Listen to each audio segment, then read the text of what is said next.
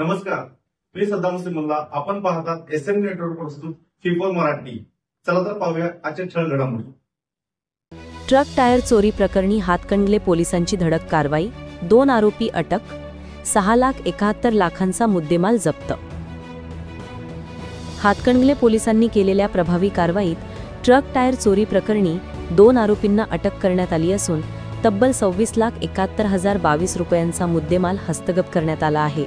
या कारवाईमुळे परिसरातील वाहन चोरी प्रकरणांवर पोलिसांनी लगाम घातल्याचे मानले जात आहे.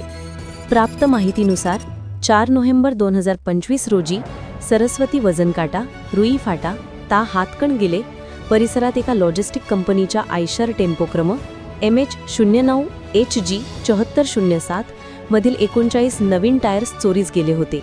या घटनेची नोंद हातकणंगले पोलीस ठाण्यात करण्यात आली होती. फिर्यादींच्या तक्रारीनंतर पोलिसांनी तत्काळ तपास सुरू केला.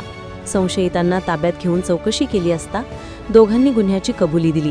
त्यांच्या ताब्यातून सर्व 39 टायर्स जप्त करण्यात आले असून एकूण किंमत 6,71,022 रुपये इतकी आहे. या कारवाईत पोलीस निरीक्षक शरद मेमाणे यांच्या मार्गदर्शनाखाली सहाय्यक पोलीस निरीक्षक पल्लवी यादव, पोलीस उपनिरीक्षक नानासाहेब पवार, विनोद पिलाणे तसेच अंमलदार पथकातील कर्मचाऱ्यांनी सक्रिय सहभाग घेतला. आरोपींना न्यायालयात हजर केल्यानंतर 2 दिवसांची पोलीस कोठडी PC देण्यात आली आहे. पुढील तपास पोलीस उपनिरीक्षक नानासाहेब पवार करीत आहेत. पोलिसांच्या या तात्काळ आणि परिणामकारक कारवाईबद्दल स्थानिकांनी समाधान व्यक्त केले आहे.